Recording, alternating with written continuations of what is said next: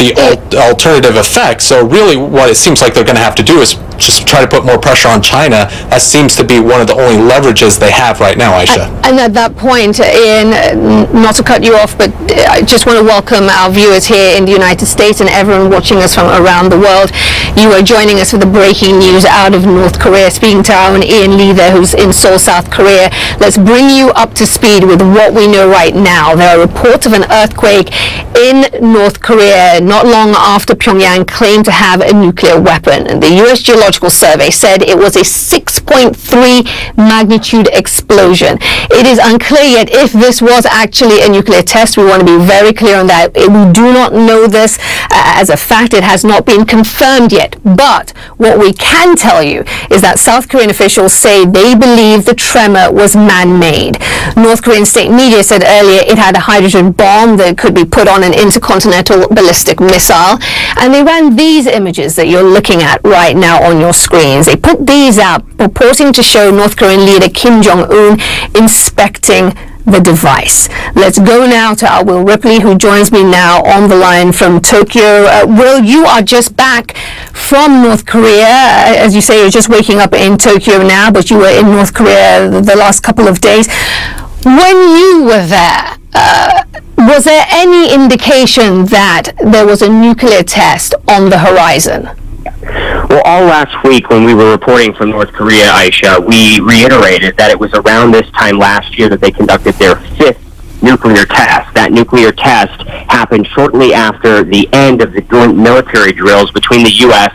and South Korea, which always infuriate the North Korean government, and this is something that has infuriated them for a long time. So last year, a week after the drills ended, they conducted their 5th nuclear test. The drills this year just ended on Thursday, and while we saw that highly provocative launch over Japan, North Korea didn't give any warning of an impending nuclear test, but what they have done is they've put out messaging over the past couple of days talking about their nuclear program and how it's becoming increasingly advanced, and urging the United States to shift its long-standing position of not acknowledging North Korea as a nuclear weapon state. This is something that North Korea is demanding as a precondition for any sort of discussions with the United States and its allies, is that the notion that North Korea throw away its nuclear program, be taken off the table. North Korea says that's not going to happen, no matter what kind of sanctions or diplomatic pressure are thrown on them. They believe they've made far too much progress, and they believe that these weapons are the leverage that will guarantee down the road, long term, a better future, a better life for the North Korean people. That the North Koreans will come to the diplomatic table from a position of strength, as opposed to what the United States would like to see, which is a crippled North Korean regime becoming financially desperate enough to have discussions and then be willing to perhaps throw away the nuclear program. But North Korean officials, all last week, we got in there last weekend, had a number of different discussions, and they said time and time again that absolutely is not going to happen. And what this latest test demonstrates is an increase in their abilities. The earthquake that was created by last year's explosion around this time was 5.3. This is a 6.3 magnitude explosion, which means that it's a much larger nuclear device that they tested.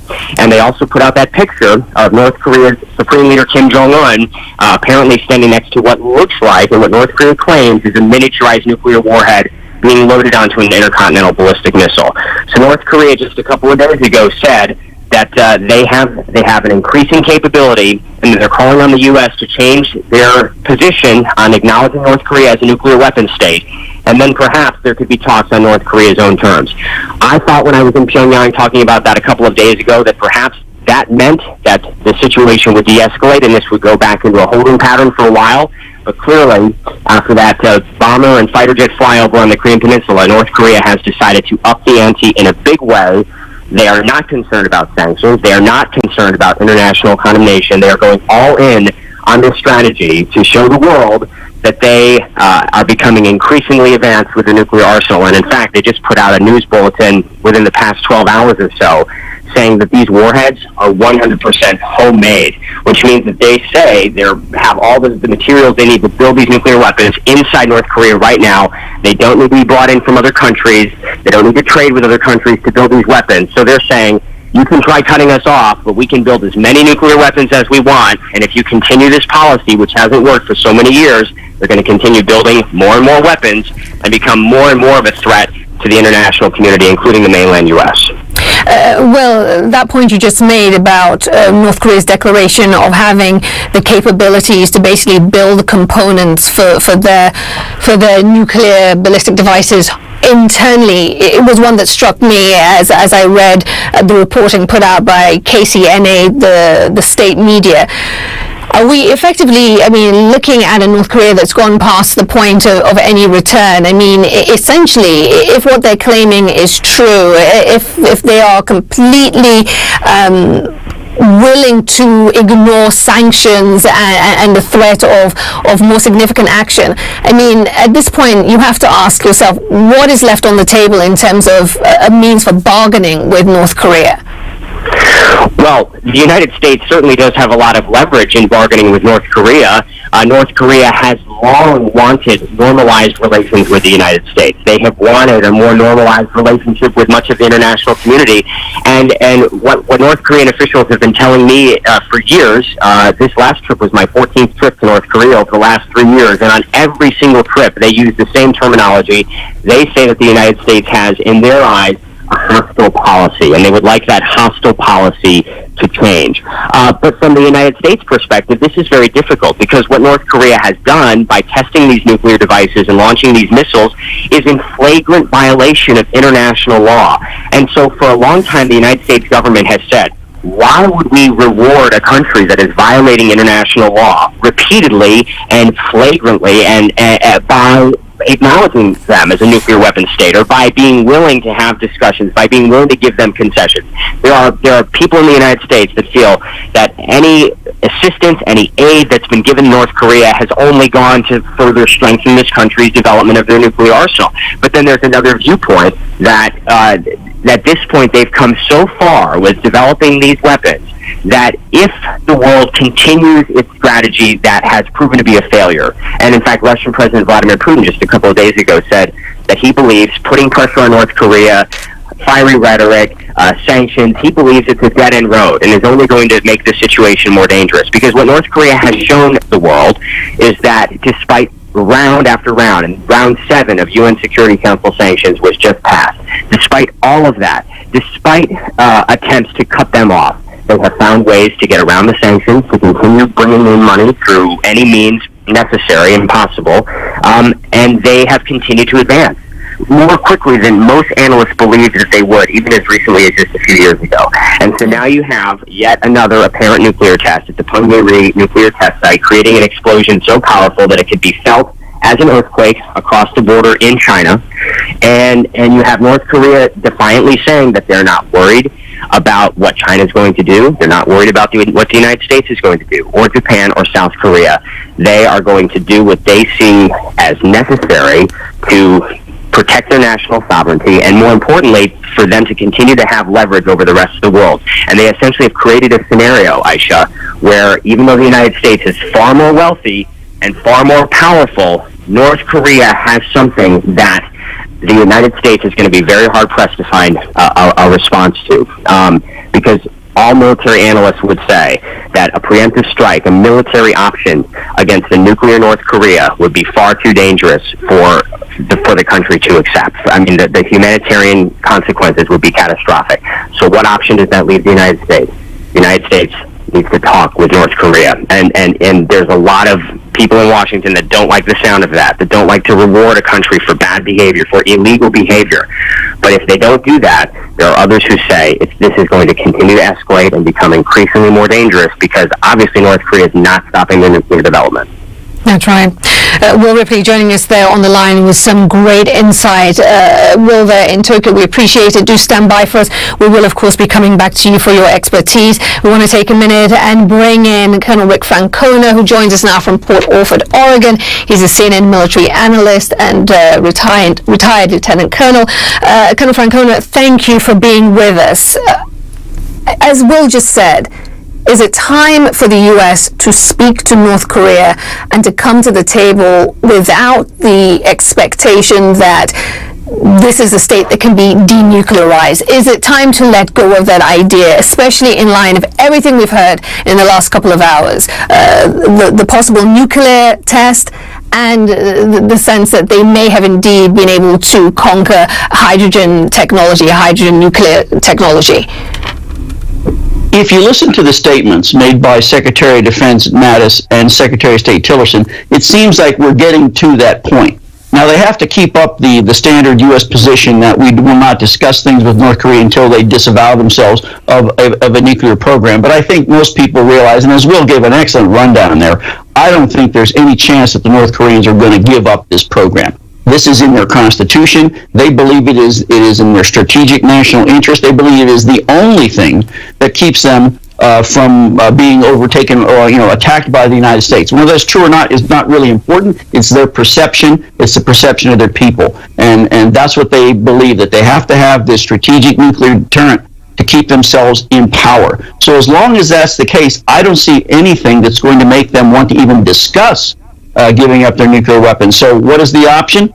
Then the United States has to determine, how do we live with a nuclear-armed North Korea? We've lived with other nuclear powers in the past, the Russians and the Chinese, for example, and we've been able to develop a deterrence posture with them, the mutually assured destruction. I think the North Koreans know full well that any attack on the United States would be met with overwhelming military force that would lead to the end of the country. And as I said before, Kim Jong-un does not want to use one of these weapons. He wants to own the weapons because he believes that's his strategic deterrent. That's what gives him leverage. That's what makes him a viable world power.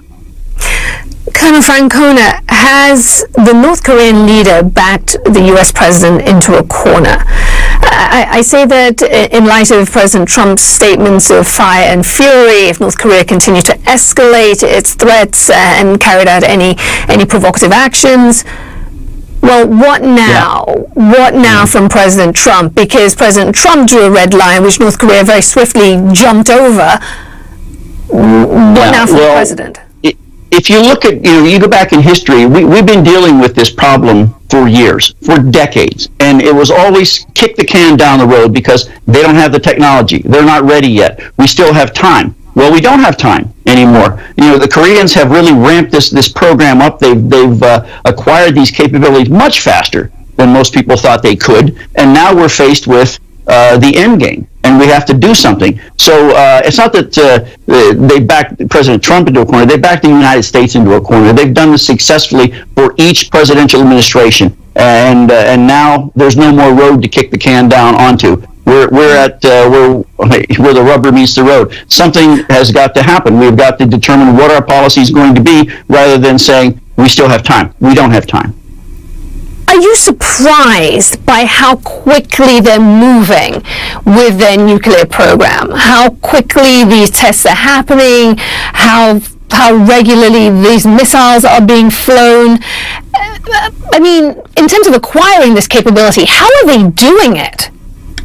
Well, they put their entire national resources into this. This is their number one priority. Every resource they have, all of the top scientists in the country are working on these programs. And we have concurrent programs going on. You've got the nuclear weapons program, and you've got the ballistic missile program. They're both very important. And at some point, these technologies combine into that capability that they want. And we're almost there. In fact, if what Kim Jong-un demonstrated today is real, they've achieved that combination of these two technologies.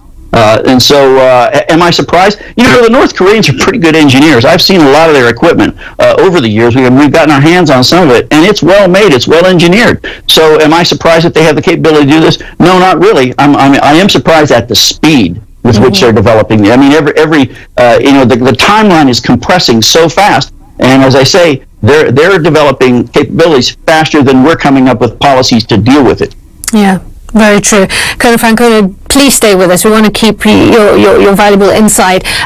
So we're going to hit pause for a second and bring Adam Mountain. He joins us now from Washington. He's a senior fellow with the Center for American Progress. Adam, thank you so much for joining us. Let's start by getting your reaction to what could well be North Korea's 6th nuclear test. It does look like it was a 6th nuclear test. The magnitude was higher than previous tests. Earlier tonight, North Korea released photographs of what it said was a two-stage thermonuclear weapon. That's an advanced system. It said that this warhead could fit in an ICBM. In fact, that it was loaded into a Hwasong-14 ICBM that they say is capable of reaching the continental United States. We can't verify all of the details that they released in that statement, but this appears to have been a very large test. They boosted the yield of their weapons, and we need to take that capability seriously. Take it seriously and respond how from the U.S. perspective? Well, the interesting thing is a thermonuclear weapon doesn't necessarily mean that deterrence is impossible. You can devastate a city with a Hiroshima-style bomb, like the one that we dropped on Hiroshima, and we already knew the North Koreans had. This would simply up the yield. It means that it would be capable of greater devastation and damage. But the facts about deterrence, what the United States and its allies need to do to prevent North Korea from using a nuclear weapon are roughly the same. So we expect that North Korea does not want to utilize one of these weapons out of the blue to attack the U.S. homeland. We think that they would want to use one if it felt the regime was under threat, facing invasion. So the first priority is to reestablish deterrence and a strong defensive posture on the peninsula to ensure that these weapons are never used. What does that look like? I mean, there's already the construction of the THAAD anti-missile system there in South Korea. I mean, what are you talking about? Are you talking about strengthening defense pacts between the U.S. and its allies, Japan and South Korea? I mean, break that down for us. Yeah, the Trump administration has not mounted a firm invisible response to the fact that North Korea has tested missiles at an accelerated pace all throughout the spring, or that it tested this ICBM, which was a critical threshold for the United States. So far, U.S. and allied force posture on the peninsula has not changed significantly. One of the things we should be looking at is what are the new military capabilities, defensive military capabilities, that could help to prevent North Korea from aggressing against allied forces. One of the things that concerned me tonight was the statement that KCNA, the North Korean state media, released along with these photographs, said that this nuclear warhead was capable of variable yield, so they could dial down the yield to a lower yield. That suggests that North Korea is not just thinking about having the capability to retaliate against American cities in the event of invasion, but in fact they're thinking about how to use these nuclear weapons for blackmail, potentially to use them in a wider range of circumstances and situations. So the priority now should be to close ranks with our allies, abandon this fool's errand to draw out of the Chorus FTA, the free trade agreement which was announced today, stand tough with our allies, and make sure that we have the capabilities necessary to deny North Korea from any kind of aggression at low levels of escalation and also at the nuclear level. Adam, let me ask you this question, which people are divided on. Where do you stand on this point of the U.S. saying that talks with North Korea will not proceed unless North Korea expresses the willingness, or in fact takes the action to freeze its nuclear program and ultimately denuclearize? Is that a fool's errand? I think denuclearization is an important long-term goal. It should be the objective of the U.S. and South Korea. Is it realistic, though, Adam? I think we should think about it as a long-term goal and not as a short-term solution. The short-term priorities are in deterrence and defense, strengthening American alliances. If they focus too much on denuclearization, they're starting to overlook these near-term imperatives. So the other important thing that happened is that talks could stand a reasonable chance of promoting stability on the peninsula. But you've got to abandon this insistence on going for broke with denuclearization in order to get there. In August, both the United States and North Korea said that they restrain themselves from taking provocative action. North Korea in slowing its missile test tempo, the United States in refraining from B-1B bomber overflights. Now, unfortunately, neither of these restraint messages got across. There was miscommunication, and neither side was willing to take the first step in solidifying that regime of restraint. If we're going to maintain deterrence, and if we want to have any hope of slowing these missile tests, then they've got to have these direct talks that are focused not on denuclearization, but on arms control on the peninsula. Adam, before I let you go, we've got to talk China, because this administration has placed a great amount of faith in China's ability to reign in North Korea, and not just this administration, to be accurate. You know, past administrations have also made the point, because it is true that China is the North's biggest trading partner and have significant leverage. That has not led to North Korea changing its actions. What is your expectation in terms of a response from Beijing in light of this possible sixth nuclear test, and after the sanctions passed by the UN that China had signed on to enforce vigorously? China does customarily sign on to a new UN sanction when there's a missile test, and especially when there's a nuclear test. We can expect them to reconvene the UN Security Council in the coming days and push for a tough new resolution. What we should be skeptical of is whether that economic pressure forces the North Korean regime to behave in ways that we want, whether it has the effects that we desire, or whether it's just a way of looking tough for the international community and domestic audiences. One of the things we need to explore over the long run is if we can step back from denuclearization, stop manufacturing a crisis in the near term, whether China would help us deter North Korea. You got to remember that their primary interest is in stability on the peninsula. If they start to understand that North Korea is destabilizing to the region, they may be willing to coordinate with us in deterring North Korea from aggressing and employing one of these nuclear weapons. General Dunford's visit to Beijing and to Shenyang in the north of China earlier this month, earlier in August, was a good sign that this coordination could occur. That's something we need to explore, but we can't get there if we're still going for broke on denuclearization. All right. Adam Mount joining us there from Center for American Progress. We appreciate it. Thank you for the insight and analysis. It's absolutely been fascinating to get your thoughts on this evening. Thank you.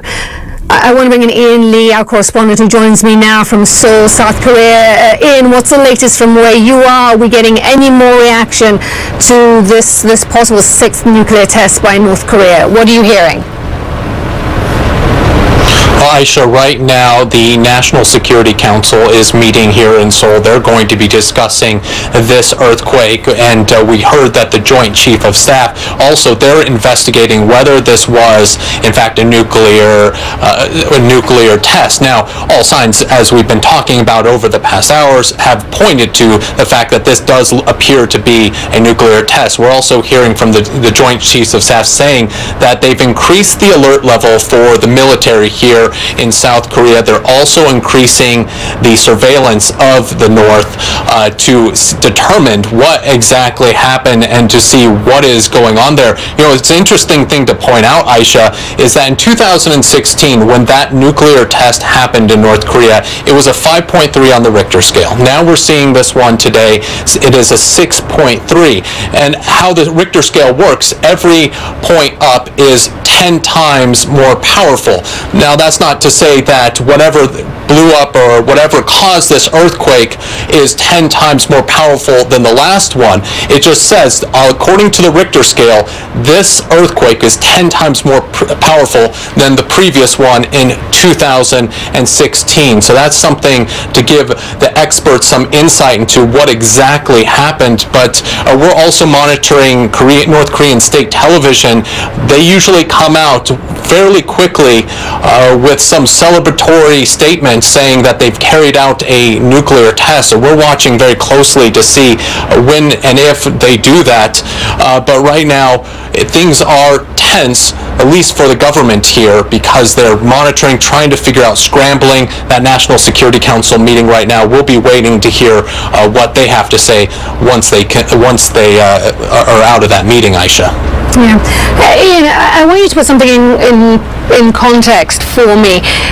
If this was a nuclear test, again, we want to stress to our viewers who may just be joining us, there was this explosion. According to the USGS, it was 6.3 on the Richter scale, but it has not been confirmed that it was a nuclear test.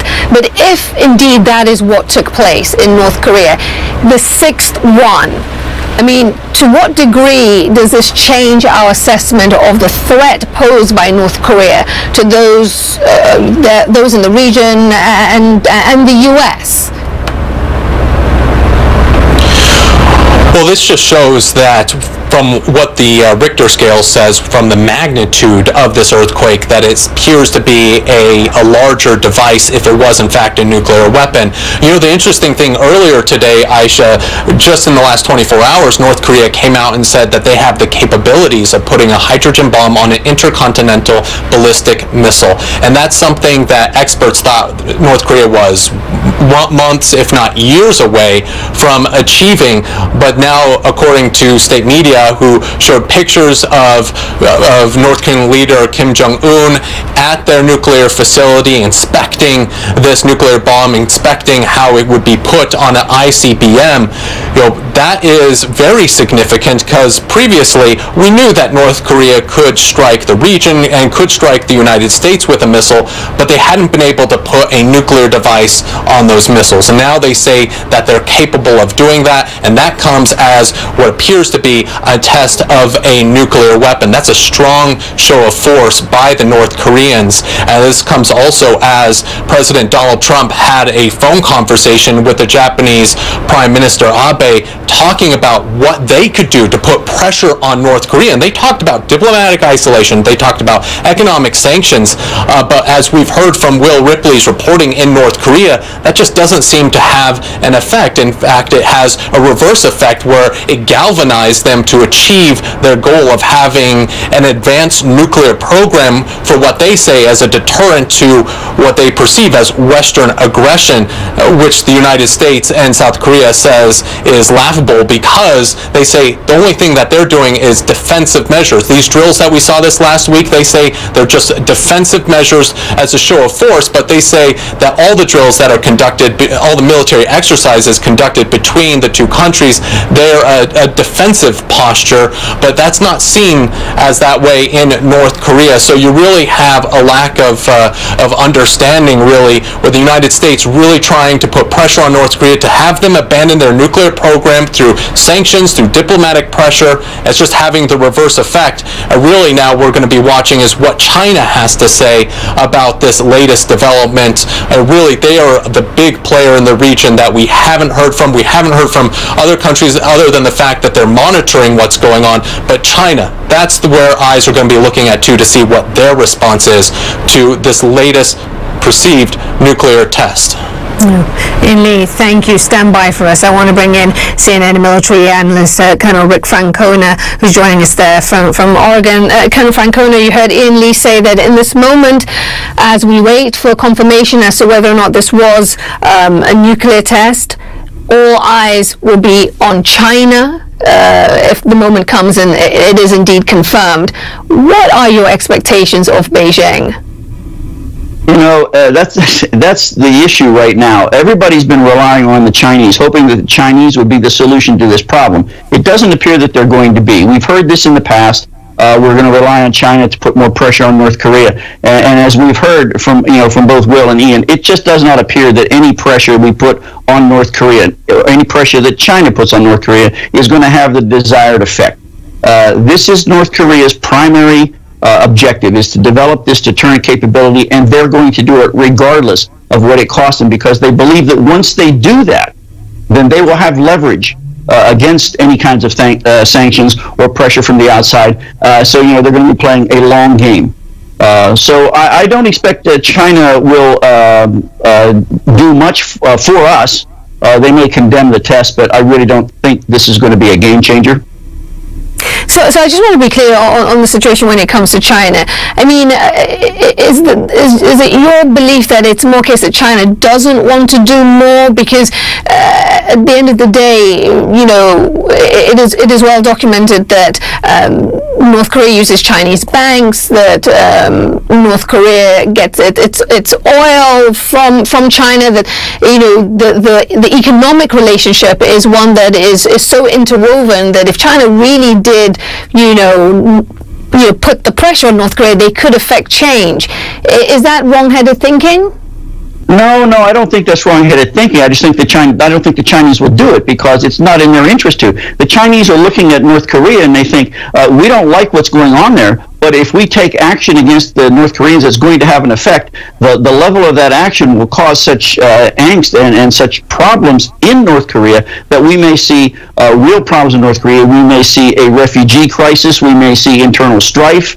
And that's something the Chinese don't want to deal with. They don't like North Korea and what it's doing right now, but they like a stable North Korea.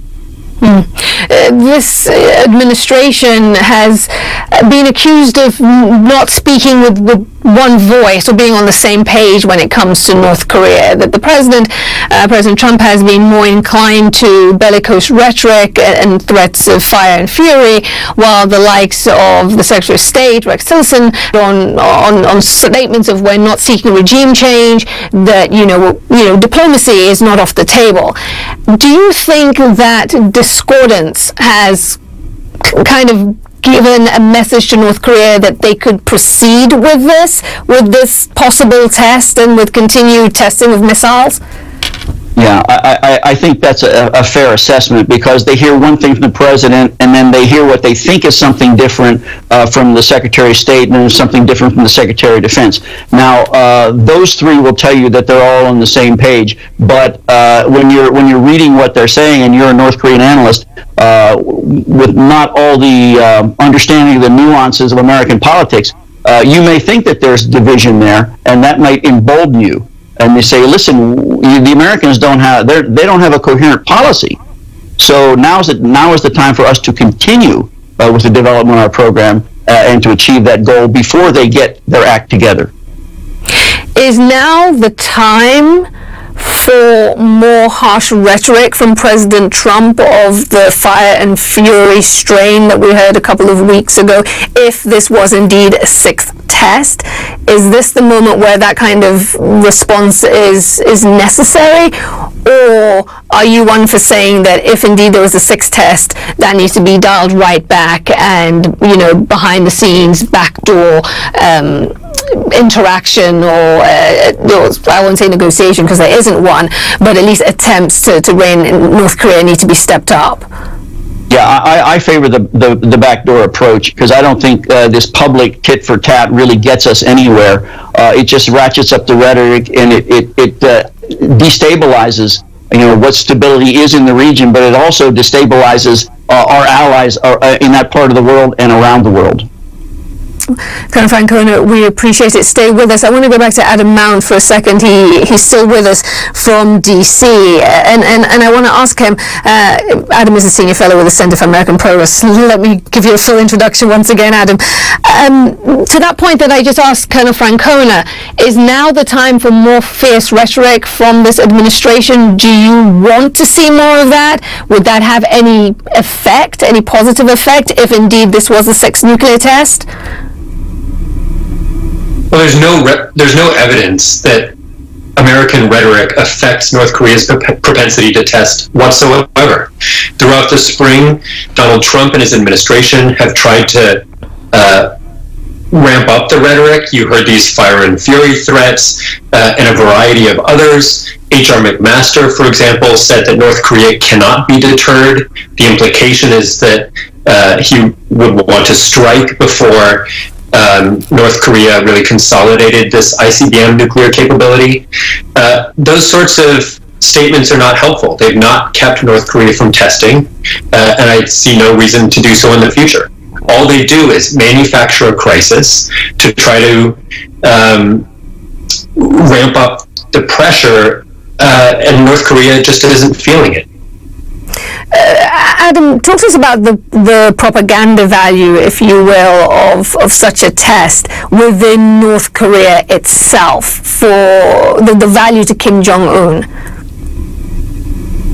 As you've heard from Will Ripley's reporting, North Korean citizens are enthralled by these nuclear tests and missile tests.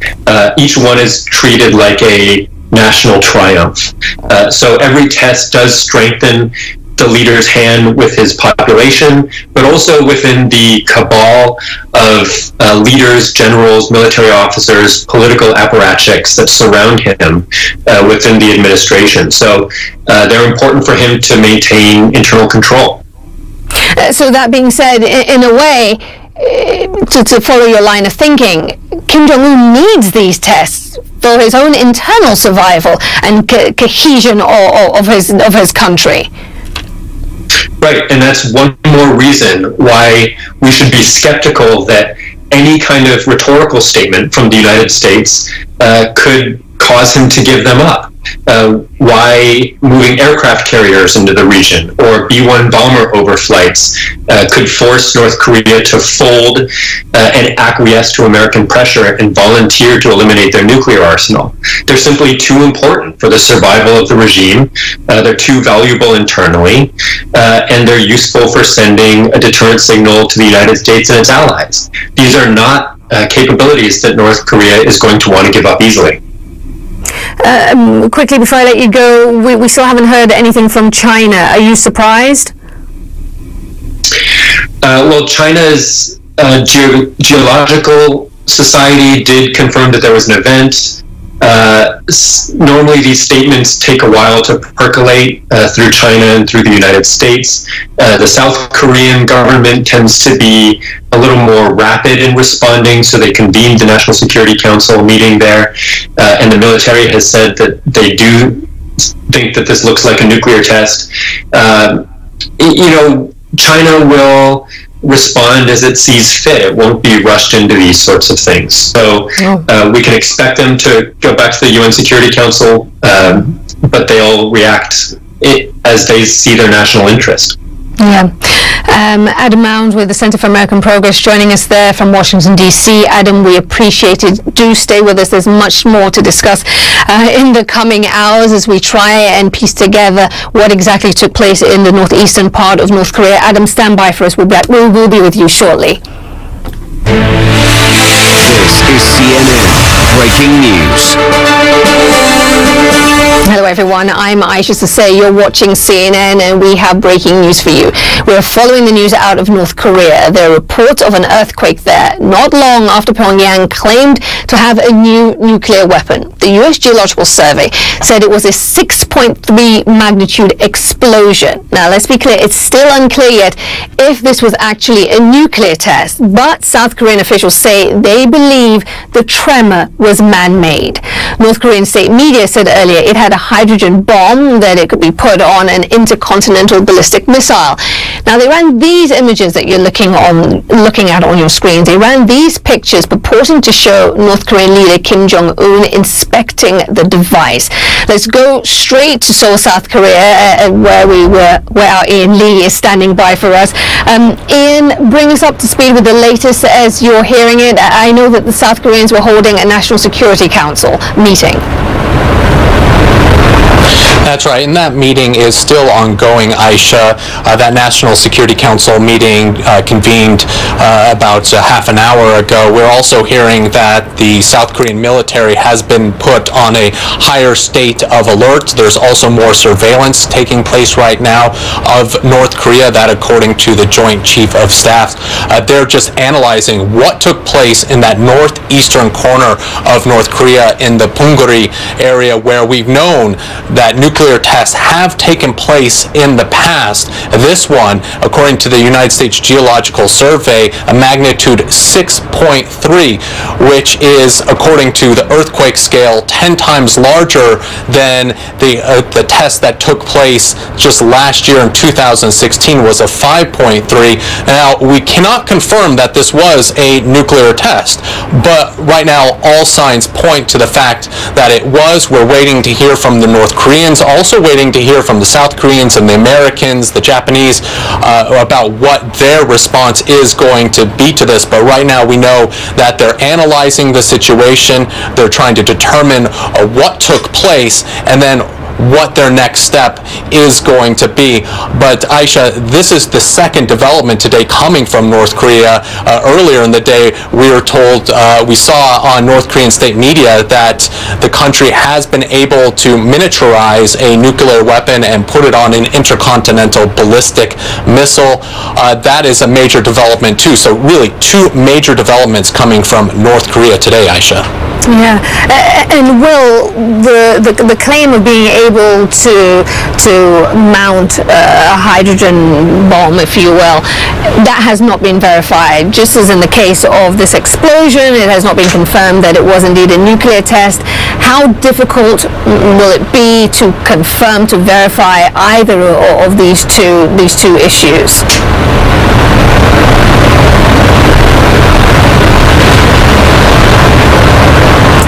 Seems to have lost. Well, to verify these.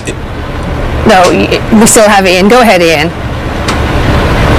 To verify these issues is going to be a task. What we've seen in the past is you have American aircraft, Japanese aircraft, South Korea. They fly over an area to test the air that from around that area to get samples, and that will indicate whether it was a nuclear test. So that's one way that they will try to verify it.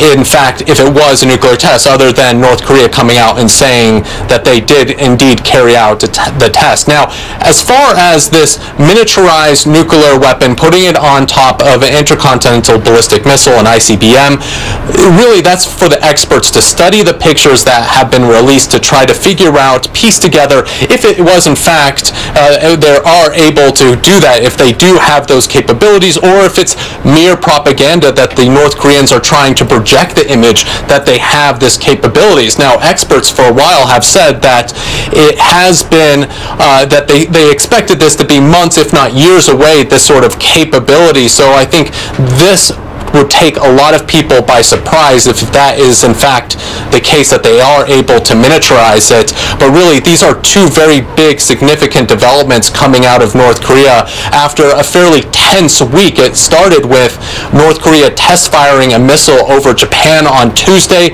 Right afterwards, we saw military exercises carried out by South Korea, which was designed to showcase how they could take out North Korean leadership in the event of a war. And then you also had another military exercise on Thursday, which involved B-1 bombers from Guam. It involved F-35s from Japan and F-15s from South Korea, showcasing their unique capabilities over the course of a 10-hour exercise. And you also had another major United States-South Korean military exercise taking place. And then, once that concluded, we have today's developments. You have that earthquake in the northeastern part of the country, which appears to be a nuclear test. You also have North Korea saying that they are able to miniaturize a nuclear weapon and put it on top of an ICBM. So a very tense week with a lot of major developments as things progress. And we also have heard that U.S. President Donald Trump has spoken with Japanese Prime Minister Shinzo Abe, and they talked about what they believe the best step forward is, and that's more isolation on North Korea, both diplomatically and economically, which doesn't appear to have the effect that they wanted. As we heard from Will Ripley's reporting in North Korea all last week, the North Koreans see that as one of the major threats, and they say that what they're going to do in response is galvanize their nuclear program. It has a reverse effect of what the Americans and the Japanese, the South Koreans were hoping for, of trying to curb their nuclear efforts. They say that it's only going to galvanize them toward advancing that. You also have here in South Korea President Moon, while he is in that National Security Council meeting, when he was elected president, his agenda was trying to to create dialogue with North Korea, to try to talk it out, try to lower the rhetoric, lower the temperature, get everyone talking and trying to find some sort of diplomatic solution. But he seems to be in a corner this morning as North Korea makes these two significant announcements, Aisha. Yeah, absolutely. Ian Lee joining us there from Seoul. Ian, stand by for us. We appreciate it. Thank you. I want to bring in Will Ripley, who joins us now on the line from Tokyo. Will, to pick up on what Ian was saying, just in terms of what a significant couple of hours it's been, whether we're just talking about North Korea's claims of being able to mount a hydrogen bomb on an intercontinental ballistic missile, or this explosion, or as well as this explosion, I should say, in northeastern North Korea. When you take both of those together, again, I want to be clear to our viewers who may just be joining us, we don't know whether this was a nuclear test. That hasn't been confirmed yet. But if it was a nuclear test, and we have these claims about the hydrogen bomb, how does this change our understanding of the threat posed by Pyongyang? Well, this is North Korea sending a very strong message, Aisha, a message that they told us all last week when we were in Pyongyang, and as recently as just yesterday morning when we left the city, which is that they are pushing forward very aggressively with increasing the size and capabilities of their nuclear arsenal. So to see this message from North Korean media showing the North Korean leader Kim Jong-un watching this, what they claim is a miniaturized H-bomb warhead being loaded onto a new type of intercontinental ballistic missile, and then to have just a few hours after that, apparently what by all indications seems to be their 6th nuclear test, happening roughly 1 year after their 5th nuclear test, just days after the end of joint military drills between the United States and South Korea, and also that flyover with U.S. and South Korean planes over the Korean Peninsula, bombers, fighter jets. All of this is North Korea defiantly responding and telling the United States that their position in the world and their view has changed. And in fact, they put out an editorial in the Rodong newspaper, the leading mouthpiece of the ruling Workers' Party of Korea, just a couple of days ago, saying that it's time for the United States to change its long-standing position of refusing to acknowledge North Korea for what they believe they are, which is now a full-fledged nuclear power. They have it written into their constitution. They have since 2013. They're going to grow their nation's nuclear program along with trying to grow their nation's economy simultaneously, and frankly, they have accomplished it doing that. North Korea's economy, despite round after round of international sanctions, grew by almost 4% last year, according to South Korean Central Bank estimates. And of course, we've seen an unprecedented barrage of missile testing.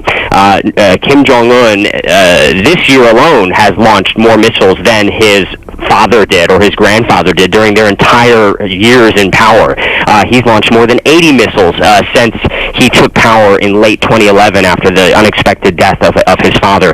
And so he's really doubled down on this strategy, which is that North Korea feels that long term, perhaps in the short term they are sanctioned, they are condemned, but long term they feel that these nuclear weapons will give them the leverage that they need to come to the bargaining table with the United States, a much more powerful, much more wealthy, much more influential country, and yet North Korea has in its arsenal this weapon that the United States does not have a clear-cut answer to, because any military option would be so catastrophic, especially now. It would have been catastrophic just with conventional weapons, but now with what appears to be an increasingly capable nuclear North Korea, all it would take was one nuclear missile being launched, hitting somewhere in the world, and can you imagine how devastating that would be? And North Korea showed they have the capability to launch these missiles when they launched their Hwasong-12 over northern Japan, when they launched their Hwasong-14 intercontinental ballistic missile, and it shot up to an altitude far higher than the International Space Station. This is North Korea saying now, with these nuclear tests,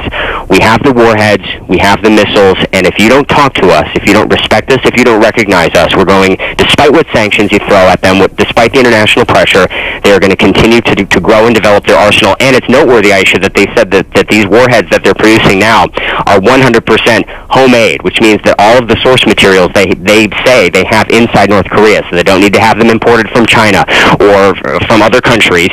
They can get all of the materials inside their country to continue producing warheads, even if the world were to cut them off economically. And look, North Korea has survived very difficult economic hardship in the past. The Great Famine of the late 1990s was a devastating devastating time for the country. People at that time thought the regime was going to collapse when hundreds of thousands of people were dying of starvation, and yet the regime stayed firmly in control even during that difficult time and, in fact, continued to launch missiles. Now, North Korea is much more self-sufficient than they were. Yes, they rely very heavily on trade with China for the comforts, for the comfortable items that the privileged North Koreans enjoy in Pyongyang. But when it comes down to the basics, they believe that they could hunker down and continue to develop this even if things got really bad, even if China were to do what the United States wants them to do, which is to cut off the regime economically. So it's a very difficult situation for the United States, which now has to ask itself a very tough question. Do they continue with a strategy that has not worked during previous U.S. administrations, which is to try to pressure North Korea, to try to pressure China, or do they have a different way of thinking about this, and is it time to talk with North Korea? And I also need to point out, Aisha, that these possible reports out of China that a second smaller earthquake was detected that could indicate some sort of a tunnel collapse at the Punggye-ri nuclear test site. That if there was a tunnel collapse, that raises the fear in the region of radiation being spilled into the atmosphere. And right now, there are sniffer planes here in Japan that will be deployed. Sniffer planes their job is to try to detect signs of radiation seeping into the atmosphere. And that, of course, would also be a very frightening development for people living around the Punggye-ri nuclear test site in the mountainous region of the northern part of North Korea near the border with China. The Comprehensive Test Ban Treaty Organization was speaking with CNN's Barbara Starr a short time ago. They said that 30 of their seismic stations worldwide picked up this particular North Korean quake, which indicates how large of an event it was. Last year's explosion, their biggest ever, was a 5.3 magnitude earthquake. This year, a 6.3 magnitude earthquake. And what we should expect to hear in the coming hours, it could take up to 24 hours because North Korea doesn't announce these things right away. They are often delayed by up to a day. But we'll have to find out how large they say this explosion was. If this was what they claim was an H-bomb, how big of an explosion was it? North Korea's statement that they put out said they have the capability to produce warheads that are significantly larger than anything we've seen them test before. And Will, before I let you go, as you've just completed your 14th trip to North Korea, I've got to ask you about the propaganda value of such a test, if indeed it is confirmed that it was a nuclear test. I mean, talk to me about the value domestically for Kim Jong-un for him to have done such a thing. Oh, it's huge. It's huge propaganda value. I mean, not only do they gain scientific knowledge from these tests and from these launches, but I'll give you an example. We were down at the central train station in Pyongyang late last week. It was one day after the rest of the world knew that Hwasong-12 missile had been launched over northern Japan. For all of Tuesday, North Koreans went about their day with no idea that this had happened. And right now, it's Sunday. It's the only day off in North Korea. And from just being in Pyongyang yesterday, I can tell you, some people are at work, some people are playing volleyball with their neighborhood volleyball teams, and North Koreans at this moment are unaware that this has happened. They are unaware of this storm brewing in the outside world. But when North Korea announces this to its own people, they will have likely their main news anchor, Ri Chun-hee, the woman who we've seen for decades announcing all the major events in North Korea. She will give a very enthusiastic announcement proclaiming a victory for the North Korean Supreme Leader Kim Jong-un. They will have highly produced video, photos, maps. They'll show North Korea's leader in some sort of a control room overseeing the event, and they will portray this to people as a victory, as another win, as another step forward, as another step down the road to a better future for the North Korean people, because that's what the regime tells its people, that these nuclear tests and these missile launches are going to bring them a better, more prosperous future. They don't tell people that these are causing them to be more diplomatically isolated, that perhaps they've faced a lot of suffering and economic hardship because of this behavior. They say that this is the path that will lead them to a stronger, better North Korea. And when I speak with people in the streets, including when I spoke with people after that missile launch just last week, they said that they believe it. Now, then again, what would they say? This is a country where political dissent is not tolerated. I've never heard, in 3 years of visiting the country, I've never heard anybody criticize the government because that's just frankly not allowed. But I do think that there are a lot of people in North Korea who do believe that Kim Jong-un, through this strategy, as counterintuitive as it might seem to the rest of the world, there are a lot of North Koreans who believe that this is going to bring them a better future for their country down the road, because it's getting them to a level where the international community is forced to acknowledge, respect, give legitimacy to this regime, which has sought that for so many years and been unable to attain it, but but yet from the North Korean viewpoint, maybe on the verge of obtaining that now. And it's, Aisha, when I watched the video of the missile being launched in North Korea, and we actually have that video, you could probably cue it up for later shows, people broke into a round of applause. They were jumping up, they were smiling, they were clapping. They don't view this as frightening. They view this as yet another historic national achievement.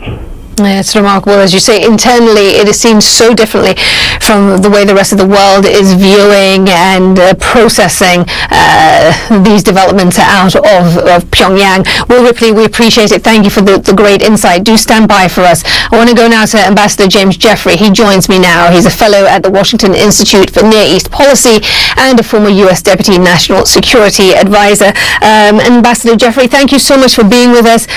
North Korea could well have launched their 6th nuclear test. According to the USGS, it was 6.3 on the Richter scale.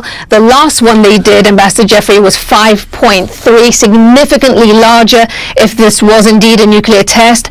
Your reaction? This was not only a nuclear test, if we can believe the leader of North Korea, this was a thermonuclear, a hydrogen bomb. That's even more dangerous. We are coming into an extraordinarily dangerous period. I disagree with your last speaker. North Korea isn't doing this to get respect, to have people talk to them. We have had 4 administrations try to talk to them. They are trying to conquer all of Korea, unite the country, and push the United States out of the Western Pacific. That is their goal, and they are pushing a very dangerous strategy. We have to make very, very serious choices, because very soon they will have the capability to rain nuclear missiles down on the United States, and that's an unacceptable situation for any American president. So that's the dilemma we're in right now. Ambassador Jeffrey, just to be clear, you believe that North Korea's end game here is one of military dominance there on the peninsula. So you as you say, you disagree with Will Ripley that this is more a bargaining strategy. But does North Korea honestly believe that it could win any kind of military conflict on the peninsula with South Korea being a U.S. ally? If South Korea is no longer a U.S. ally, because the United States will not risk Washington and Seattle and Los Angeles to defend Seoul, yes, I think North Korea believes it can conquer the peninsula. It slaughtered a generation of its own young men in 1950 to 1953 to that end. We didn't think Ho Chi Minh was serious about uniting all of Vietnam, and we learned to our pain that he was. We should believe the same about this guy. Ambassador Jeffrey, if with your assessment, let's keep your assessment on the table that this is what North Korea is going for. In that case, how should the Trump administration respond? There is only one path forward. I disagree with this idea, again, that we've just heard, that Chinese economic sanctions, if they really are biting, would not compel the regime to change course. Where does North Korea get all of its oil? From China. Trade has been going on quite smartly despite the latest sanctions. China, however, does not see North Korea as an irritant or a problem or worry about refugees, which we hear all of the time. China, up to now, has seen North Korea as another pawn in its long-term strategy, again, to drive the United States out of the Western Pacific. If China comes to the realization that we're about to go into a war with North Korea, that might get China to really put the screws on North Korea. But nothing short of that will work. That's why we're in such a dangerous situation, because even threatening a war is in and of itself potentially extremely dangerous and destabilizing. Ambassador Jeffrey, I want to pick up on the China play, if you will, in all of this, but just bear with me for one moment, because I want to update our viewers on some news just coming into us here at CNN. So Ambassador Jeffrey will speak on the other side. The Japanese government is now saying that those tremors detected in North Korea were a nuclear test. So if you are just joining us, we want to let you know that according to the Japanese government, that explosion that was detected in the northeastern part of North Korea, according to Japanese government officials, that explosion signaled a nuclear test. According to the USGS, the U.S. Geological Survey, it measured 6.3 on the Richter scale. To be clear, when the USGS put out the initial statement, they said it was 5.2. They upgraded it to 6.3, so we should continue to watch that number and see if it changes again. But let me read you the statement that the Japanese Foreign Minister just gave, and it was broadcast live on Japanese television. This is what they said, and I quote, "After analyzing data provided by the Japan Meteorological Agency, the Japanese government concluded that North Korea has conducted a nuclear test." That is the assessment by Japan. Ambassador Jeffrey, to bring you back in here, I know you're with me, and I know you heard what I just shared with our viewers, that Japan says it was indeed a nuclear test. I mean, talk to me about how this changes things now. You said this was a massive escalation, but just talk to me about what we're looking at now in terms of a regional response, what this all means for what comes next. Well, what it means is that the United States very soon will be threatened by nuclear strikes, by ICBMs fired out of North Korea with thermonuclear, that is hydrogen bomb warheads. That is a total game changer. It calls into question our ability to defend not just South Korea, but Japan. Again, the only way to respond is very quickly to up military pressure. We're not talking about airplane flybys. We're talking about moving tactical nuclear weapons back into the region that we pulled out almost 2 decades ago. We're talking about intensive work with Japan in particular to ready Japan for possible Japanese move to nuclear weapons itself. That will definitely move China. If we don't do things as dramatic as this and potentially do tit-for-tat strikes against North Korean facilities, we are soon going to be in a position where we are going to be quite likely facing a nuclear exchange. Ambassador Jeffrey, the scenario that you lay out, or the scenario that you are endorsing or suggesting is the right one in terms of a response, is one that carries huge risks, especially when you're dealing with what some people would say is an irrational actor in the likes of Kim Jong-un. I mean, in this kind of situation, anything could trigger an all-out conflict. I mean, what you're saying now is take these steps as a means to deter them, to kind of cower them. But with someone like Kim Jong-un, could you not just indeed be lighting the match that leads to a huge explosion here?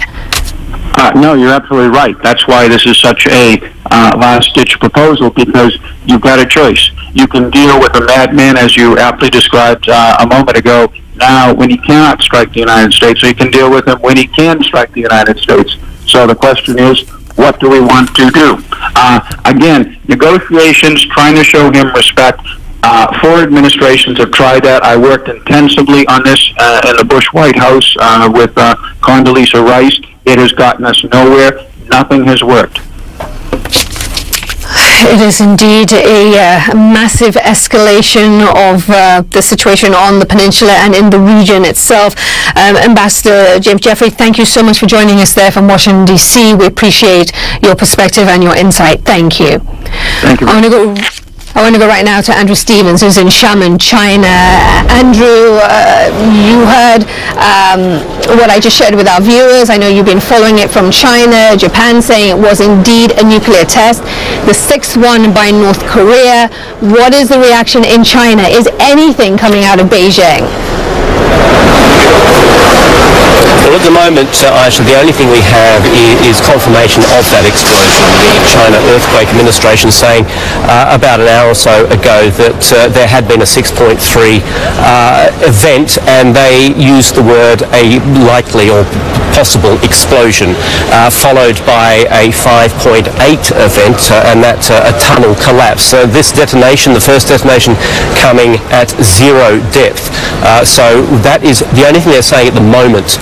Aisha, where I am in Xiamen is the scene for the annual BRICS conference, this gathering of 5 countries, and we are expecting the Chinese president to be speaking, to be welcoming delegates in the next next 3 or 4 hours or so. So expecting him certainly to say something about this. This is, as your guest said, a massive ratcheting up of tensions in the Korean Peninsula. And it comes, remember, just a month after the Chinese foreign minister took the North Korean foreign minister aside at the United Nations to say, do not make any more provocative actions, do not launch any missiles, do not detonate another nuclear device for the sake of not provoking the international community.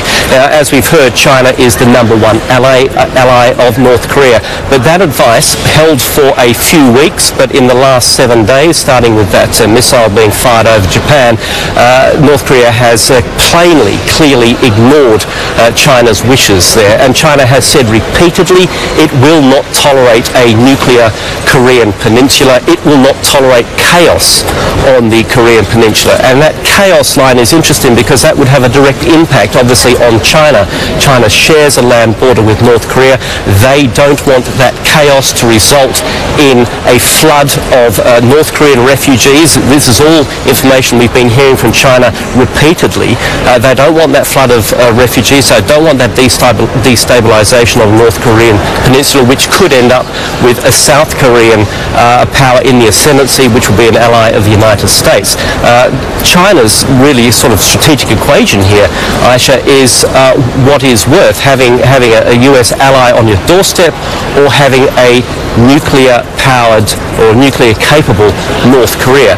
And a lot of people you speak to in China says the Chinese government would prefer the latter. They would be able to live with that more easily than they'd be able to live with the chaos on the border, millions of refugees, and also perhaps a US-friendly government of the United Korean Peninsula right on its doorstep. So these are the big geopolitical sort of equations, the strategic decisions which are being looked at the moment. But there's no doubt this will be extremely annoying to the Chinese leadership. They do not want North Korea to go down this path.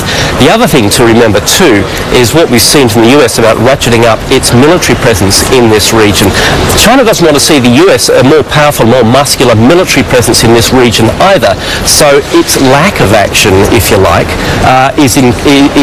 could lead to the US stepping up its military presence here. So that may be a backdoor way of the US putting more pressure on China to actually take some action on North Korea. It's got 90% of North Korea's trade. It has the power to change North Korea economically, at least. Andrew Stevens joining us there from Xiamen, China. Andrew, we appreciate it. Do stand by for us. I want to bring in CNN Pentagon correspondent Barbara Starr. She joins me now on the line. Barbara, good to have you with us. The Japanese government saying this was indeed a nuclear test. What can you tell us from the U.S. side of things? What are you hearing? Well, so far, the U.S., the Trump administration, very early here in Washington Sunday morning, of course, has not spoken publicly about this. The president tweeting a short time ago when he got back to the White House from the hurricane relief operations in Texas about that. So he's awake, but not tweeting about this. One can only suspect he is being briefed at this hour. We have talked to some officials in the Trump administration. They do not have firm confirmation from the U.S. point of view about exactly what happened, but look, they are saying there's every reason to believe this was a man-made seismic event. That means an underground nuclear test by the North Koreans. This now really puts the president in a bit of a box about what to do next. Just late August, he had said that he thought the North Korean leader Kim Jong-un was beginning to respect the United States. And since then, what you have seen is North Korea fly a missile over Japan's territory, and now this sixth apparent underground nuclear test in the last couple of hours. So the North Korean regime, as always, by all accounts, paying absolutely no attention to the efforts by the international community to get it to ratchet back on its weapons program, and in fact continuing to step it up. It was on Saturday, U.S. time, that photos emerged from North Korea showing Kim Jong-un standing next to what the North Koreans said was a potential hydrogen bomb type warhead, not confirmed by the United States. But we are at the point where U.S. military commanders will publicly say they have to assume that North Korea now has the capacity, the capability to attack the United States. They have to plan against that scenario. They just don't see North Korea ratcheting back. And this sixth nuclear test is pretty big evidence that that appears to be the case. Aisha? Yeah, absolutely, Barbara. This is an administration that has talked about all options being on the table. I mean, you mentioned just a few moments ago that North Korea has, in some sense, boxed in the president. I mean, what are the options? I mean, is there a preferred option on the part of the Pentagon in terms of how to respond to North Korea? It's a fascinating question because, again, the president, potentially making foreign policy by Twitter, had said just a day or so ago that talking was not something that was working out. It's not that the U.S. talks to the North Koreans at this point, but, diplomacy is essentially talking, and that is, in fact, the option that certainly Secretary of State Rex Tillerson and Secretary of Defense Jim Mattis have publicly time and again said that is the way to go. They want diplomacy. In fact, Defense Secretary Mattis just saying at the end of this past week at the Pentagon that he does not believe that the U.S. has run out of diplomatic options. Military options for North Korea remain hugely problematic for the simple reason, not so simple, that the calculation has always been if the U.S. were to attack North Korea would quickly retaliate with a counterattack against South Korea, and tens of thousands, if not millions, could be killed in Seoul alone. So the geography is not really in favor of a U.S. military option, and that has brought the world back to diplomacy, talking, trying to use China and Chinese sanctions as a lever. None of it. What we have seen in the last couple of hours is North Korea very willing still to ratchet up yet again with this apparent nuclear test. Barbara Starr, Pentagon correspondent, joining us there on the line from Washington. Barbara, we appreciate it. I know it's very early where you are on the East Coast. Thank you. Do stand by for us. I want to bring in Daniel Pinkston. He joins us now. He's an expert on North Korea, and he joins us now from Seoul. Daniel, thank you for joining us. The Japanese government saying that explosion in northeastern North Korea was indeed a nuclear test. The U.S. hasn't confirmed it, but that is what we're hearing from Japanese officials. I mean, your thoughts now on this move by Kim Jong-un? I mean, what is his calculation by launching such a test at a time where everyone is warning him to back down and to basically de-escalate the situation? Well, the North Korean regime has been very consistent and persistent. They've worked on their weapons programs for decades. This is 1950s technology. They've been cultivating the human resources, which are the most important, training the scientists and engineers and giving them the resources to work on the programs. They've been doing that since the 1950s, and they work on it every day. So other indications had shown that they were ready to conduct a nuclear test at any time. So this should not come as a surprise. and we're going to have to learn to live with North Korea and its nuclear arsenal. You say this shouldn't come as any surprise, but I do wonder whether you are surprised by how Kim Jong-un has been able to compress the timeline and how he's managed to launch all these missile tests. This would be North Korea's sixth. They did two, I believe they did two last year. I mean, are you surprised by the speed, the acceleration? Yes, but Marshal Kim has been in charge now for a few years now, since December 2011. The number of missile flight tests has been much more frequent compared to the time under his father and his grandfather. So the pace of the testing schedule has been collapsed, and they've been willing to conduct these tests at a much more rapid clip. So that suggests they're making more progress than they had in the past. This has taken some people by surprise as far as the pace, but as far as their determination and their long-term commitment to achieving these goals and obtaining these capabilities, that should not come as a surprise. Well, as you cite North Korea's determination and their focus on continued development of their nuclear programs, what options does the U.S. have when it comes to engaging with Pyongyang and trying to de-escalate the situation? Well, the default response is deterrence and containment. And the good news is that the North Korean regime is rational. I heard on the program earlier someone was saying that the leadership is not rational or is irrational. I think that's not true. They wish to survive and to maintain control of the Korean Workers' Party and the DPRK. You have to be hyper rational. You have to be calculating your cost benefits on a daily basis. So I don't think they're willing to commit suicide. And the international community has a number of resources. We have much greater resources than North Korea. North Korea does not have the strategic depth. They don't have allies. We have a lot of experience in deterring a much greater menace during the Cold War, the Soviet Union. So we need to go back and look at what has worked in the past and what succeeded for decades, and apply those same principles that we used during the Cold War with the Soviet Union.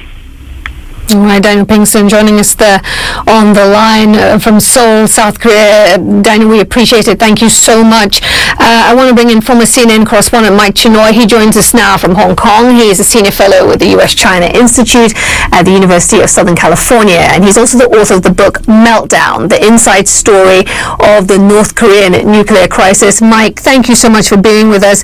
As you know, North Korea likely launched a sixth nuclear test. The Japanese government is confirming that that is what caused that explosion in the northeastern part of the country. What, in your view, is Kim Jong-un's end game with this sixth test? What is he trying to achieve? Well, the North Koreans have, I think, a pretty clear plan to acquire a robust nuclear and missile capability, which is primarily designed to deter the United States or anyone else from taking any countermeasures. The North Koreans see nuclear capability as the most important guarantee of their survival. This program is not new. It's been around for many years, and in the early 2000s, the North Koreans looked around and saw the United States invade Iraq and topple Saddam Hussein, who did not have a nuclear capability. They saw Libya's Muammar Gaddafi voluntarily give up his nuclear program, and then he was overthrown and killed. And I think the North Korean calculation is that having nuclear weapons is the most important factor in keeping the Kim dynasty in power. Mike, as you talk about the North Korean calculation, you know, from the outside and every other government, there's this constant need to try and figure out what they're going to do next, or where they stand at that point in time. On the 22nd of August, President Trump, speaking about Kim Jong-un at that rally he held in Arizona, said, "I believe he is starting to respect us." That was the assessment of the U.S. president at that point in time of where Pyongyang stood. Follow that up with 7 days later, later, and North Korea goes ahead and fires a missile that flies right over Japan, which of course is a key US ally. Fast forward to the 3rd of September, and here we are looking at a possible nuclear test. Japan saying, in fact, it was a nuclear test. I mean, talk to me about, you know, North Korea and just trying to kind of gain a handle on why it does things when it does them. Well, I think, first of all, I mean, I think the president was completely wrong in his assessment of North Korea. I think the notion that for some reason the North Koreans may have been deterred by Donald Trump's bluster is nonsense. The North Koreans have their own very clear calculations. And I think right now, Kim Jong-un likely feels that he's in the driver's seat at the moment. If you look at what has happened here, the North Koreans staged this very provocative missile test a few days ago. A missile flew over Japan, and it was at a combat level trajectory. It was not at the previous very high trajectory. And what you had afterwards was just the usual hand-wringing, urgent phone calls between the U.S. Secretary of State and his Japanese and South Korean counterparts, statements at the United Nations Security Council, a resolution adopted, but no new sanctions. The Chinese, for their part, were very cautious about supporting any new measures. The Russian delegate at the UN said sanctions were not the way to go. So I think when Kim Jong-un looks around the world, he sees the United States, which is in the midst of a major internal domestic political trouble with a president who's under siege, very inconsistent messaging from senior administration officials, some talking tough, some talking about dialogue. They see a new liberal South Korean government, which is caught in the middle of its own rhetoric about wanting to improve ties with Pyongyang, even though that's being rebuffed and not sure what to do. It sees Japan hamstrung by a pacifist constitution, and it sees China ineffectually saying both sides should show restraint. So I don't see any reason why Kim Jong-un doesn't calculate, I think correctly, that he can get away with all of this stuff and nothing is going to happen to him that would alter his calculation. Mike, does North Korea, do they even want to be engaged in diplomatic talks with the US? I mean, forget this issue of whether the US drops preconditions and forgets about this idea of a denuclearized North Korea. Does Kim Jong-un actually want to engage diplomatically? My own judgment is that the North Koreans remain willing to talk to the United States, but what they want is dialogue between two nuclear powers on an equal footing to discuss arms control and regional security in Northeast Asia. They don't want a diplomatic engagement that would be North Korea being browbeaten, that it has to make all the concessions. And I do think, since Kim Jong-un is not crazy, and since I do not believe North Korea is going to launch an attack on American territory, for example, I think a lot of this is calculated to strengthen Pyongyang's negotiating position in the event that some kind of diplomatic contact were to resume. And the fact of the matter is, given that sanctions have so far failed to change North Korea's behavior, given the international landscape that I just mentioned, in which the Chinese are reluctant to squeeze North Korea, and given the enormous cost that would be involved in any kind of military strike that the U.S. might initiate against North Korea, at the end of the day, you do come back to the fact that at some point, the best, although it's uncertain, but the best chance of trying to move this crisis back from the brink is some kind of diplomatic engagement, and the North Koreans, I think, will feel confident that they have an increasingly strong hand to play if it came to that point. Mike Chinoy joining us there on the line from Hong Kong. We very much appreciate it. Thank you so much for joining us, Mike. I want to bring in CNN military analyst, retired Lieutenant Colonel Rick Francona. He is still with us. Colonel Francona, I want to pick up on that timeline that I just shared with our Mike Chinoy, that it was just on August 22nd that President Trump said, I believe he is starting to respect us. He was talking about Kim Jong-un, and then we have this. We have days later those missiles, or that missile, I should say, being fired over Japan. That was on the 29th of August, and then here we are talking about a 6th nuclear test. I mean, when you look at that timeline and you put it up against what the president said, President Trump underestimated Kim Jong-un, it would appear. Yeah, it appears that way. A lot of us thought that some of the rhetoric was beginning to have an effect, and maybe the North Koreans were backing down a little bit. And we did see the president the leader of North Korea say, "Well, I'm not going to exercise that test against Guam because it would be too provocative." I mean, what we saw, that plan to fire 4 missiles at Guam, was actually a military option. It was being presented by his strategic rocket forces, and he took the higher road. And it looked like to many observers that maybe the North Koreans were sending a signal that they were willing to engage in some sort of a dialogue. I think those of us who thought that, and I was one, were wrong. And we see that the North Koreans are continuing this march toward that capability, undeterred. And they're doing it quite rapidly. And if what we've seen today, just in the last few hours, is all true, they have really unveiled a huge capability, a huge step forward, and now they are beginning to constitute a conceivable threat to North America. So when it comes to formulating a U.S. response, I mean, that will obviously be the focus of the Trump administration in the coming hours. I mean, what will be its principal considerations as they decide what their next move should be? Well, I think there's got to be a reassessment of just what our policy is. I'm not sure that we've actually articulated what the policy is, other than the same old rhetoric that we're willing to talk to the North Koreans once they disavow themselves of a nuclear program. That's not going to happen. We need to be more realistic in what we want to do. And if we want to talk to the North Koreans, we have to do it and accept the fact that they're going to develop this capability. And then we have to figure out, what do we do about it? I think the days of convincing the North Koreans to give up their nuclear weapons program is a thing of the past.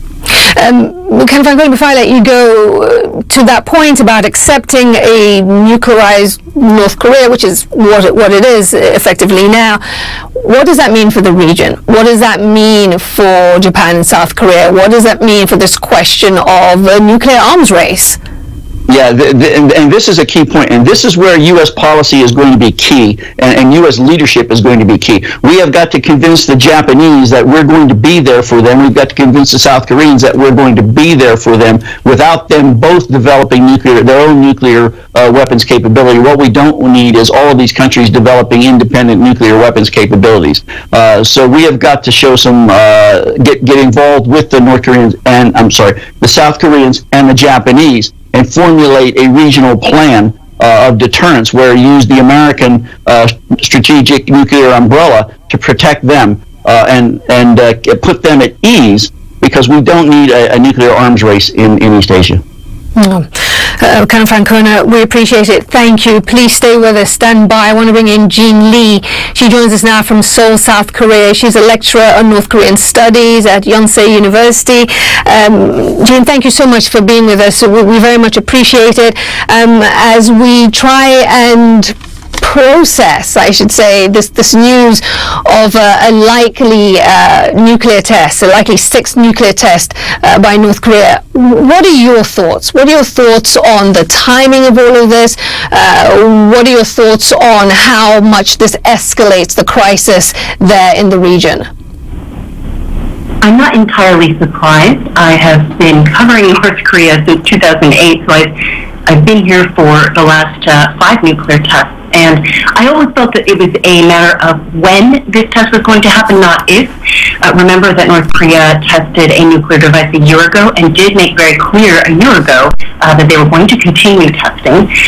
So it's not entirely a surprise. Now, in terms of the timing, we have given North Korea plenty of reasons to rationalize a nuclear test, the joint military drills, some of the tough talk coming from President Trump. These are all reasons that North Korea can use to justify testing this nuclear device. And I want to point out that this happens just after the military drill and just before North Korea has its Foundation Day.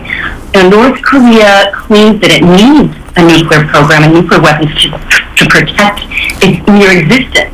And so what better than to have a very successful nuclear test when they celebrate the day of the founding of North Korea, and that's on September 9th.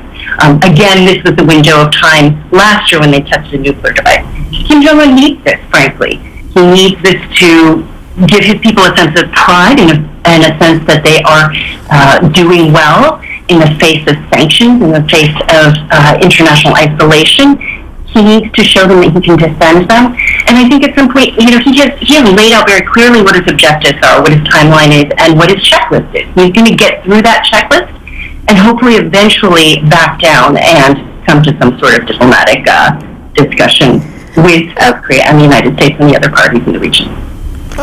Jean, stay with me for just a moment because I just want to alert our viewers to the announcement that was just made on state-run television there in North Korea. Just a few moments ago, it was announced that North Korea will make a major announcement at 1500 Pyongyang time. If you are on the east coast of the United States, that's 2:30 a.m. It's about just under 40 minutes from now. That was the announcement made on state-run television in North Korea that a major announcement will be made shortly. One would anticipate, given everything we've been discussing for essentially the last 2 hours, that it will be their announcement that a nuclear test was carried out. Of course, we told you and have been discussing for a while now that there was that massive explosion in the northeastern part of the country. It measured 6.3 according to the USGS. Japan has already come out and said that was a nuclear test. We haven't had it confirmed by Pyongyang, but now we get this word from state-run television that there will be a major announcement made shortly. We will, of course, be standing by and monitoring that for you and bring you word from that. Jean, to bring you back in and to pick up on what you were saying about the value of this test internally. For the North Koreans, for ordinary North Koreans who are living a very difficult life. I mean, there are those who live a comfortable life if you're in the military and you are part of the ruling class. But for the ordinary people there in North Korea who live in the rural areas and in Pyongyang, do they think it's worth it, the deprivation and the suffering they undergo for these tests? I mean, what is their sense of the value? Frankly, the North Korean people at all levels of the social hierarchy and the economic hierarchy are just doing what they can to get by. But if your leadership is telling you that we may not exist unless we pour all this money into what they call their treasured sword, these nuclear weapons that keep them in existence, you are going to accept that this is something that needs to be done. This is part of their wartime thinking, their wartime rhetoric, their wartime mentality. And it's also the way that it's been painted in North Korea. It's something that they're extremely proud of. I just tweeted a picture earlier today of a children's backpack that has satellites and rockets on it. So they are just encouraged at every age group to think of this as something that they can be proud of. This is a small country that manages to keep the world in thrall and also defend against the powerful U.S. So it's something that they're extremely proud of. You can be sure that when they make that announcement in about 35 minutes time, that it is going to be something that calls for celebration, and we will see in the days ahead celebrations being carried out on the streets of Pyongyang. Wow. Jean Lee joining us there from Seoul, South Korea. Jean, we appreciate it. Thank you so much. Let's go right now to Ian Lee. He joins us again from Seoul, South Korea, where there was a National Security Council meeting underway a short time ago. Ian, to the best of your knowledge, is that meeting still underway or has it wrapped up? Aisha, what we're hearing from the spokesman, that meeting is still underway, but we're hearing from the Joint Chief of Staff saying that it is presumably was a nuclear test that took place earlier today. We also are hearing from them that South Korea's military is on a heightened state of alert, and they also have heightened surveillance over North Korea, all trying to figure out really what took place and to get whatever information they can. We do know that Japanese surveillance aircraft right now are in the air. They're collecting any debris, anything that came from that nuclear test, or presumably a nuclear test, to try to determine exactly what it was and what it was contained. Now, the Japanese are saying that this was a nuclear test, and if so, this is the largest nuclear test that North Korea has carried out. So there's a lot of concern here in South Korea as well as in the region about what could happen. But also, Aisha, I need to point out that that's just one of the two big developments today. As you're seeing on the screen, as we've been seeing the pictures that have come out of North Korea, these are pictures from state TV showing North Korean leader Kim Jong-un inspecting what appears to be, from what they're calling, a miniaturized nuclear device that can go on top of an intercontinental ballistic missile, an ICBM. You know, Aisha, it's one thing to develop a nuclear weapon, which North Korea has done. It's another to deliver that nuclear weapon, and that's the other major announcement today. North Korea saying that they can put a bomb on an intercontinental ballistic missile and strike anywhere that they want. And so, you know, that's another major development that we're following today. But really right now, also keeping an eye on this, what is presumably a nuclear test in the northeastern part of North Korea.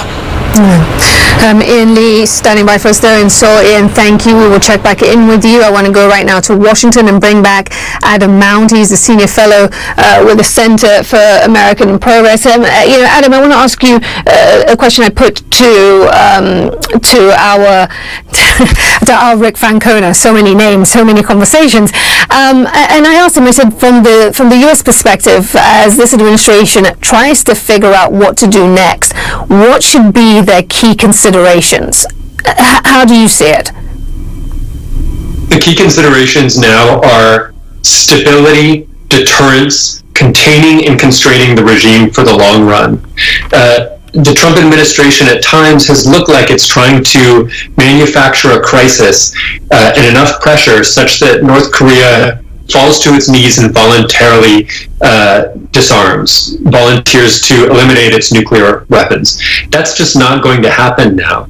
And so we really need to stop being a force for instability on the peninsula and start prioritizing stability. The first step is to reach out to U.S. allies, reassure them that our defense commitments are undiminished. That's something that President Trump has been hesitant to do personally, but there's really no substituting for a presidential statement of this sort. Just today, the U.S. administration signaled its willingness to pull out of the Chorus FTA, a free trade agreement. We're treating South Korea more like a trading adversary than a strategic ally. So we really do need to close ranks with our allies and demonstrate a united front. You mentioned reassuring U.S. allies. I mean, what would the president have to say for them to feel better about this situation, bearing in mind the rhetoric and the sanctions hasn't brought about a change in North Korean behavior? Well, it's not an easy solution. Our U.S. allies are going to be skittish no matter what we do. They're always going to wonder whether the United States does have their back and whether it's committed to the region. The president has not helped his case in this regard. At times he said that he would look at withdrawing from the Korean Peninsula. At times he has said that South Korea used to be a part of China.